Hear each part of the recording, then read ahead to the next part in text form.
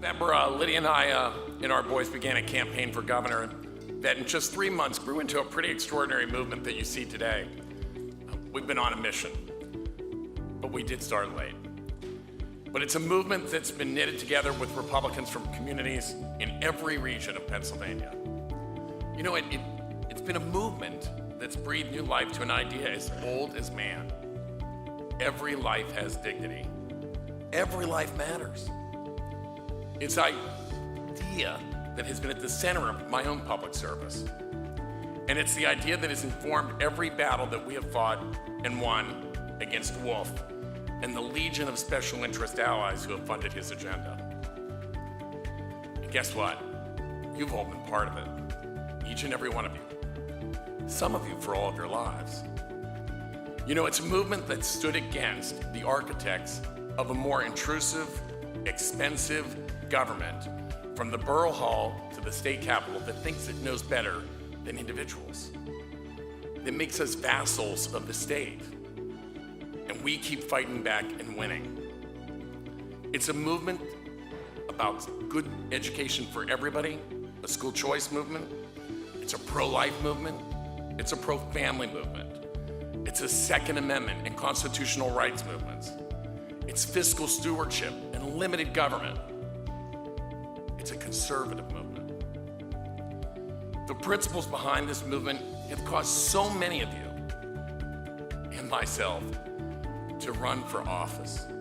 Republican State Committee, School Board, Borough Council, Township Supervisor, State Representative, Senate, and federal office. I'd ask each and every one of you, do you remember the first day that you had to actually raise your hand and take an oath? How important that was.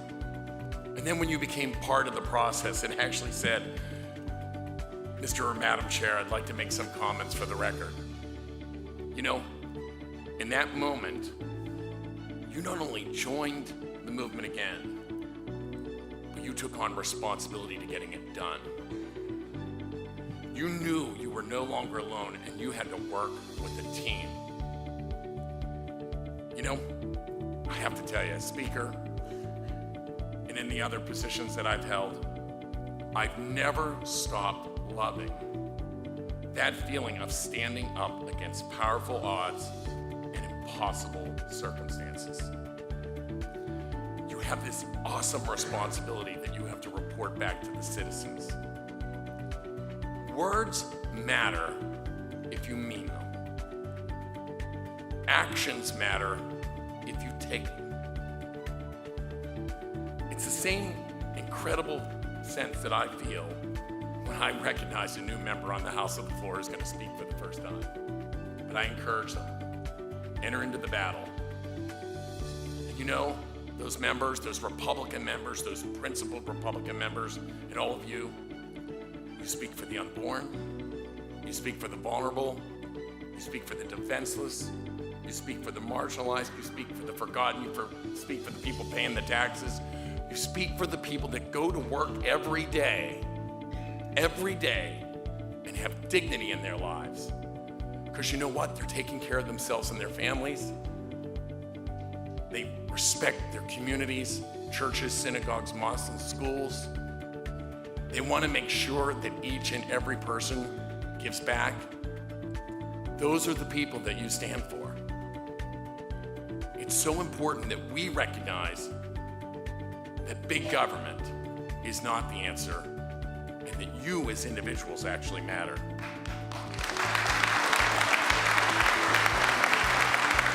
You know, I have to say, I do not in any way regret entering the contest for governor or the movement we've given voice to in this campaign. Not at all. But I do have to say that sometimes you have to make some decisions, and I'm at that point. You know, our majorities in the House are certainly at stake. We recognize that this is going to be a tough election. We know that. My good buddy, Mark Mustio, is the head of our House Republican Campaign Committee, and he wrote a letter to me and sent it out to my colleagues, and he said, first of all, Mike, we applaud you with running an incredible campaign and for your efforts to secure support in all 67 counties. And they are wonderful counties, by the way. You have great county organizations and beautiful places in this Commonwealth. And I have to say, this kind sentence meant so much to me. It said, "We know your candidacy was as much about us as it was about you. You've been passionate about advancing a pro-life agenda and protecting Second Amendment rights, prioritize the creation of family-sustaining jobs, promoting energy independence, and revitalizing manufacturing in our Commonwealth. And you successfully led our effort to block tax increases supported by Wolf, Harrisburg Democratic leaders, and even some in our own party." Well, to my good friend, thank you. I also know that we are a party, and you enter into competition, and sometimes you don't win. I've been around to each of the caucuses. I've been so honored to speak in every one of the 6 caucuses and to meet each and every one of you in your home counties. And I'm gonna come up short. I came in second, and that's all right. Sometimes you get thrown for a loss, right? Sometimes you do. But you gotta pick up the ball and run again at a later time. And at this time, I know that the Pennsylvania Republican Party is moving in a different direction, and that's perfectly positive, and that's what democracy is about. You know, at the end of my life, I do not want to look back and have any regrets that things were unsaid or left undone. For all my good Penn State, Pitt, Temple fans, and all the rest, I went to Notre Dame, and we're part of the Fiery Irish. Now, I've got to say, when you get into these endeavors, you know, you make some really great friends, and you know who you want to be in the foxhole with, right?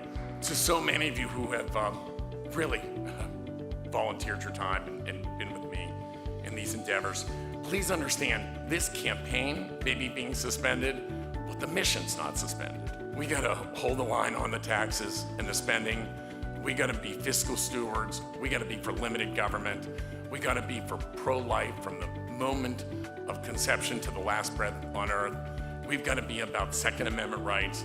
We've gotta be for school choice so everybody gets an opportunity in every community across Pennsylvania. We wanna grow businesses and our energy development and manufacturing, because people really wanna have a great paycheck from the private sector. They want to have good benefits, and they want to give back to their communities, right? That's what they want to do. And that's where we are as Republicans. So listen, we're going to be that Republican Party in this election. We're going to be unified.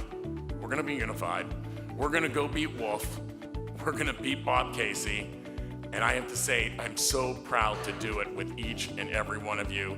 And to Lydia and Stephen and Andrew and Matt, who can't be here, thank you. We could never have embarked on this without you. Thank you so much for giving me the time and effort in your lives. Folks, let's go get them. Thank you so much.